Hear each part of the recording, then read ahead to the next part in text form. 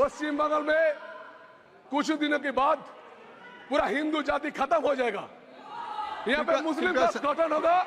मैं बोल रहा हूँ सर, 10 साल के बाद याद रहेगा पूरा बंगाल पे। धन्यवाद सर। पश्चिम बंगाल का सीएम का इच्छा है कि हम देश का प्रधानमंत्री बने, लेकिन सबसे बड़ी बात है स्वयं का नहीं मिलती है। और इसका जितने सारे है, अभी भी बोल रहा हूँ, पूरा देश को सुन लीजिए, ये पश्चिम बंगाल को आप लोग ठीक दिशा से नहीं देखेंगे तो एक दिन ये पश्चिम बंगाल भी बांग्लादेश से जुड़ा हो जाएगा, क्योंकि जय बांग्ला बोल के पूरा विरोधी पक्ष को कुछ रहा है। ये सुन लीजिए, वहां पे इतना तुष्टिकरण हो रहा है, इतना तुष्टिकरण हो रहा है, इतना तुष्टिकरण रहा है। जो खड़ा है ना, इन लोग कभी इसके बाद 10 साल का बोलने के बाद खड़ा नहीं होगा। वहां पे मुस्लिम राष्ट्र का शासन चालू हो गया। सबसे बड़ी दिक्कत की बात यही है सर वहां पे हम लोग जब पूजन करती है, जय श्री राम नहीं बोल पाओगे, आप काली पूजा कर नहीं पाओगे। इलेक्शन होना चाहिए तो पश्चिम बंगाल में जितने सारे डिस्ट्रिक्ट कलेक्टर है, बीडीओ है, सब जुड़ा हुआ है। किसके लिए सर? काउंटिंग में बहुत ही सारे जो हमारा सांसद का काउंटिंग हो रहे हैं, सबका काउंटिंग एजेंट को बाहर कर दिया। ये लोग बोलते हैं वहां पे अच्छा से इलेक्शन होती है। तृणमूल कांग्रेस के एमएलए बोल रहा है ये मुस्लिम राष्ट्र है, मुस्लिम राष्ट्र में महिला को रास्ते में पिटाई देना जाते हैं। रास्ते में पिटाई होती है बगल में, महिला को रास्ते में पिटाई होती है। अरे ये लोग महिला की बात करती है, ये लोग महिला की बात करती है। एक जेसीबी बोल के एक तृणमूल कांग्रेस का लीडर यस्टरडे एक महिला को पिटा रहा है और बोल रहे हैं ये मुस्लिम राष्ट्र है, मुस्लिम राष्ट्र में ऐसी होती है, महिला को रास्ते में पिटाएंगे। एक कैसी होती है देश में? क्या मुस्लिम राष्ट्र हो गया? पश्चिम बंगाल में कोच बिहार में बीजेपी करने के लिए एक महिला को नांगा घुमाया रास्ते में। एक क्या तृणमूल कांग्रेस का कल्चर है?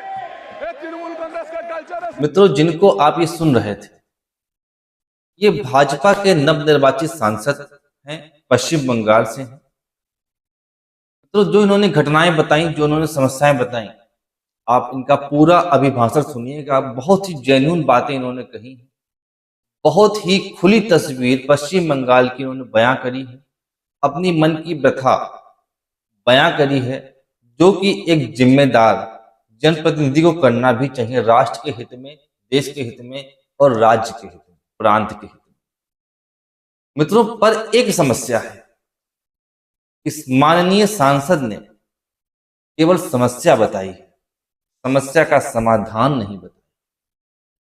पूरी भाजपा में यही समस्या है कि केवल समस्या बताते हैं, समस्या का समाधान नहीं बताते, ना समाधान करना चाहते हैं।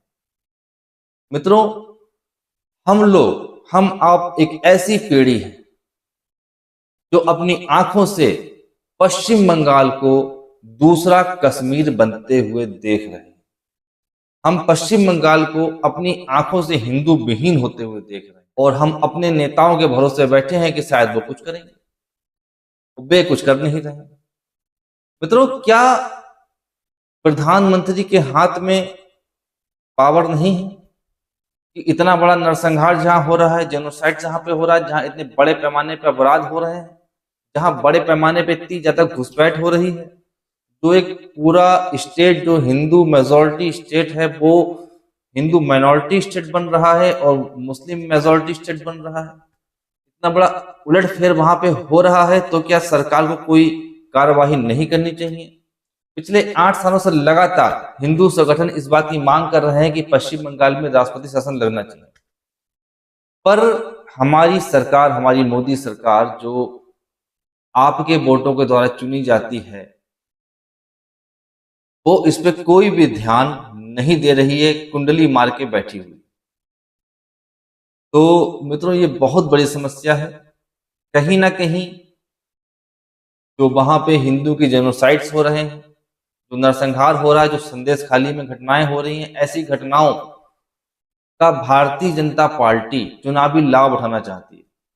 वो बढ़ चढ़ के चुनाव में बंगाल, पश्चिम बंगाल की बात करती है, बढ़ चढ़ के संदेश खाली की चर्चा अभी आपने हाल ही में हुए लोकसभा चुनाव 2024 में देखा होगा कि उन्होंने हर चुनावी रैली में संदेश खाली का जिक्र किया प्रधानमंत्री मोदी ने, पर उसका समाधान, कोई भी ठोस समाधान उन्होंने निकालना जरूरी नहीं समझा।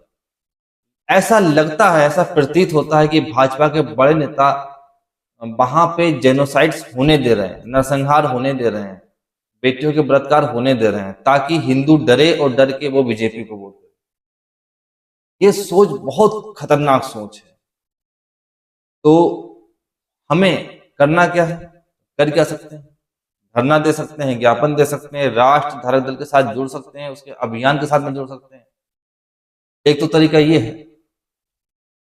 दूसरा तरीका यह है कि आप अपने भाजपा के निकटतम नेताओं से, जो आपके निकटतम भाजपा का एमएलए है, एमपी है, नगर पालिका चेयरमैन है, जो आपका जिला अध्यक्ष है बीजेपी का, ऐसे नेताओं से मिलिए, उनसे क्वेश्चन करिए, आप क्यों नहीं कर रहे हैं? सख्त लहजे में बात करिए कि आप क्यों नहीं काम कर रहे हैं, क्यों नहीं पश्चिम बंगाल को बचा रहे हैं, क्यों आप ये खेल होने दे रहे हैं, क्यों आप पश्चिम बंगाल को आपके रहते हुए, भाजपा के रहते हुए, भाजपा के बड़े नेताओं के रहते हुए पश्चिम बंगाल दूसरा कश्मीर बन रहा है?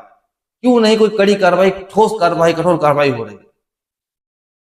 मैं आप लोगों के माध्यम से, मैं करण, अध्यक्ष राष्ट्र धारक दल, एक और अच्छा सुझाव देना चाहता हूं सरकार को। ऐसी विपरीत और विकट परिस्थितियों में सरकार को चाहिए कि पश्चिम बंगाल की सरकार को बर्खास्त करे और वहां पे राष्ट्रपति शासन कुछ समय के लिए लगा दे, कम से कम 1 साल के लिए। ये तो एक उपाय हो गया। दूसरा उपाय ये है, वो बहुत ही ठोस और सटीक और सॉलिड उपाय है, कि वहां पे पूर्ण राष्ट्रपति शासन लगा दे, यानी कि या पूर्ण उसे केंद्र शासित प्रदेश घोषित कर दे, जैसा अंडमान निकोबार है, जैसा कि लक्षद्वीप है। इसी प्रकार का एक केंद्र शासित प्रदेश पश्चिम बंगाल को घोषित कर दिया जाए, तो इस समस्या का स्थायी समाधान हो जाएगा। पर इसका विरोध हो सकता है, क्योंकि बंगाली भाषा बोलने वाली जनता पश्चिम बंगाल में ही रहती है, तो वो जनता इसका विरोध भी करेगी और बड़ा विरोध हो सकता है। ऐसी स्थिति में उसको एक आंशिक स्टेट बनाया जाए, जैसा कि दिल्ली है, एक केंद्र शासित प्रदेश भी है और राज्य सरकार द्वारा शासित प्रदेश भी।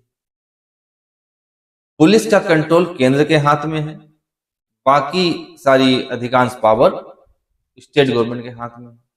तो एक ऐसी सत्ता उसको बना दिया जाए, एक ऐसा स्टेट बना दिया जैसे कि दिल्ली है, जो केंद्र शासित प्रदेश भी है और स्टेट गवर्नमेंट भी वहां पे काम कर रही है। जो पुलिस प्रशासन है वो केंद्र के हाथ पहुंच जाए। अगर ऐसा कर दिया जाए तो यही एकमात्र स्थायी उपाय है पश्चिम बंगाल को बचाने। तो सरकार से हाथ जोड़ के रिक्वेस्ट है मोदी सरकार और आप जनता से भी, कि आप लोग आवाज उठाइए, वरना ये लोग कुछ काम करने वाले नहीं। वोट बैंक के आगे इन्हें कुछ नजर नहीं आना है। तो आप लोग आगे बढ़िए, आप लोग भी इस आवाज को उठाइए, जैसा कि मैंने बोला है, और यही एकमात्र उपाय है पश्चिम बंगाल को बचाने का। बहुत बहुत धन्यवाद। नमस्कार।